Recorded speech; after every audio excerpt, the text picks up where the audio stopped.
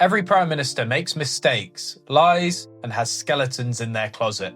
Some get caught doing questionable things to pigs. Some struggle to have their time as Prime Minister last longer than a head of lettuce. Some tell their whole country to stay inside and not meet anyone, only to throw a party themselves. Some are Margaret Thatcher. But what interests me the most are the skeletons, lies and mistakes of one man. In today's video, we're diving into one of the most controversial questions in modern British political history. Was Tony Blair a war criminal? And did he betray the British people? More than 6 months after he left office, the man is a war criminal! To explore that, we're breaking down three major areas: his dealings with the IRA during the peace process, the invasion of Iraq and what subsequent leaks and inquiries revealed, and finally, his post-office career, where critics say his actions contradict the principles he claimed to stand for. This is not an attempt to pass legal judgment, but to examine the accusations, the evidence behind them, and the long shadow Blair continues to cast over British politics and global affairs. We begin with Blair's dealings with the IRA during the Northern Ireland peace process. When Blair came to office in 1997, the peace process was fragile but advancing, and achieving a settlement was a priority of his government. Critics argue that his approach involved a series of concessions that went far beyond what the British public expected or understood. One of the most controversial decisions was the early release of prisoners, those convicted of terrorism-related crimes as part of the Good Friday Agreement. These releases, over 400 individuals, were legal under the new agreement, but for many in the UK, especially victims' families, they were perceived as a betrayal of justice and a shocking capitulation. People who fought, acted and killed for a group which was designated as a terrorist group by the UK were being released by its Prime Minister. Blair defended the releases as a necessary step to stop further bloodshed, but opponents argue that moral red lines were crossed, and that the British state effectively legitimised violent actors without sufficient accountability.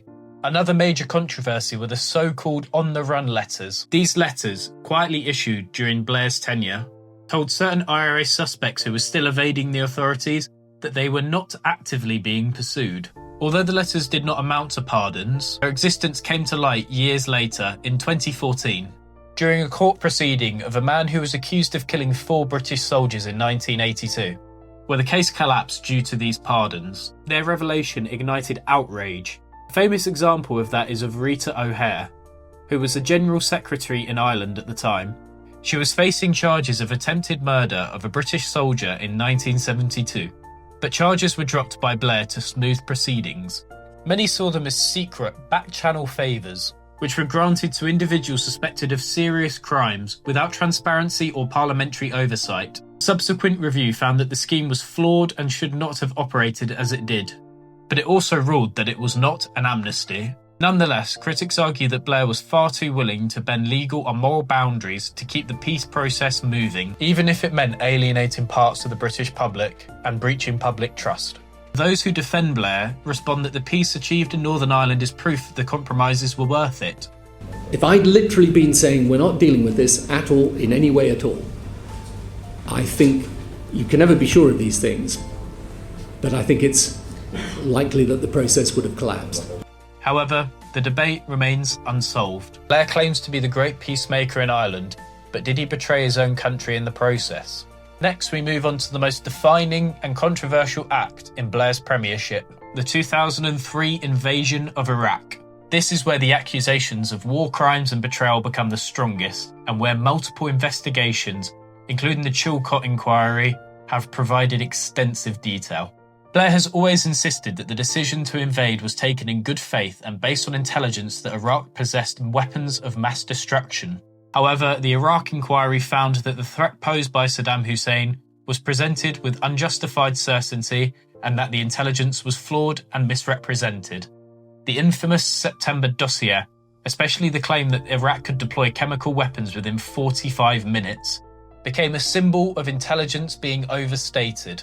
The inquiry concluded that peaceful options had not been exhausted and that the UK chose to join the US invasion before diplomatic alternatives were fully explored. Further insight came from material revealed through leaks associated with whistleblowers and later published by WikiLeaks.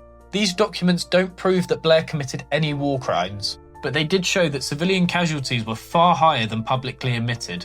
that the abuse by coalition forces and Iraqi security forces was widespread, and that the reality on the ground sharply contradicted the optimistic public messaging of Blair and Bush's administrations. Critics argue that this discrepancy between private knowledge and public statements add weight to the claims that the invasion was pursued for political or strategic reasons, rather than that of national security.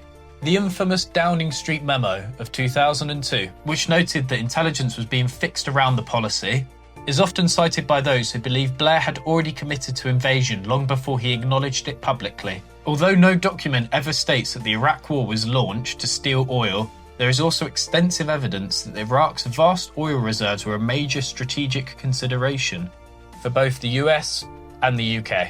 Declassified papers show that, long before the invasion, American Energy Task Force were reviewing detailed maps of Iraqi oil fields, pipelines, and reserves, while UK cabinet discussions touched on the geopolitical importance of Iraq's petroleum industry and the potential role of British companies in post-war reconstruction. Senior US officials, including Paul Wolfowitz, making comments which led to many to believe that oil was a key factor in why Iraq, rather than other hostile states, became the primary target. After the invasion, Western companies such as BP, Shell, and ExxonMobil went on to secure highly lucrative access to Iraq's oil fields, benefiting immensely from the new political and economic landscape created by the war. Critics argue that this sequence of events supports the views that securing influence over Iraq oil was an underlying motive, even if it was never acknowledged directly. Although official inquiries, like Chilcot, concluded that the US and the UK were wrangled over Iraq's oil in the aftermath of the war, Blair has repeatedly denied any connection between oil and the invasion. Despite the evidence and the accusations, the International Criminal Court has never prosecuted Tony Blair, stating that the crime of aggression, often cited by his critics, was not within its jurisdiction at the time of the invasion. The ICC did examine allegations of war crimes by British forces, however, but prosecutors concluded that while some acts by individuals may have been criminal, there was insufficient evidence to show that senior UK political or military leaders had ordered or systematically enabled such crimes. To many of Blair's opponents, this feels like a technical legal escape rather than an exoneration. However, in legal terms, Blair has not been found guilty of any war crime, and no court has judged him a criminal. A situation like this, a live television interview, and you come through the gates and you have people chanting with the placards and so on, and they're shouting war criminal, and they're shouting at you. Are you a war criminal? Of course I don't believe that. But why are they calling you one? Ryan, you know why they are, and they're perfectly entitled. Look, I'm not going to explain it. I don't have to explain it. They can explain it. Finally, we turn to Blair's post-Iraq career, which for many reinforces the view that he betrayed the principles he claimed to uphold.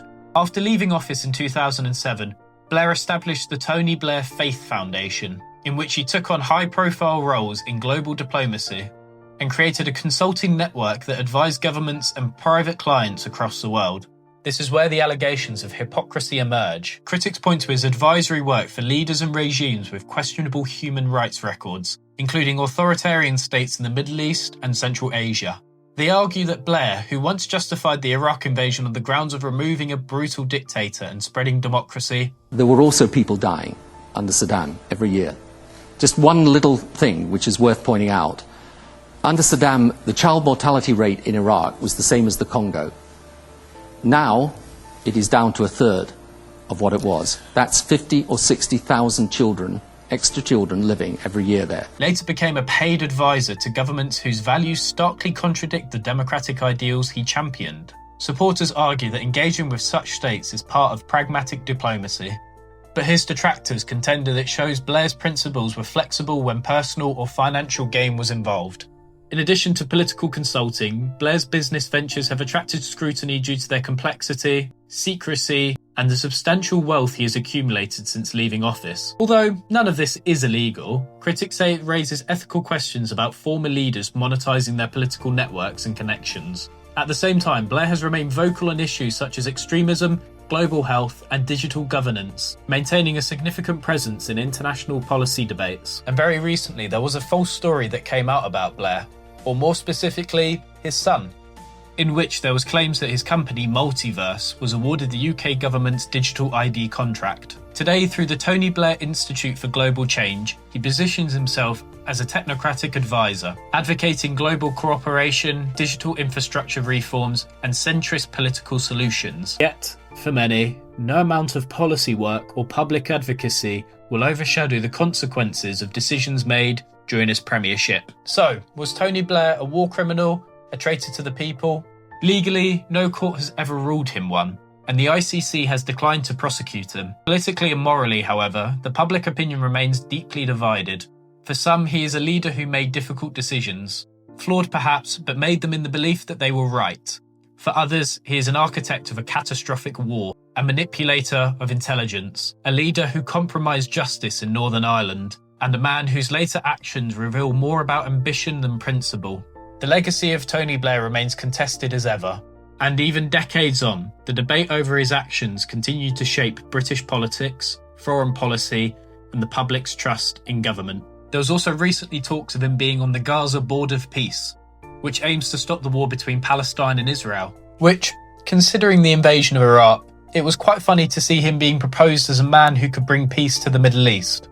I hope you enjoyed this video looking at one of the most controversial men in British politics. If you did, leave a like, subscribe and turn that bell notification on, share it with your friends, and most importantly, leave me a comment to let me know if you enjoyed it and what videos you might want to see next. Because sometimes history doesn't need a rewrite, it just needs to be told properly.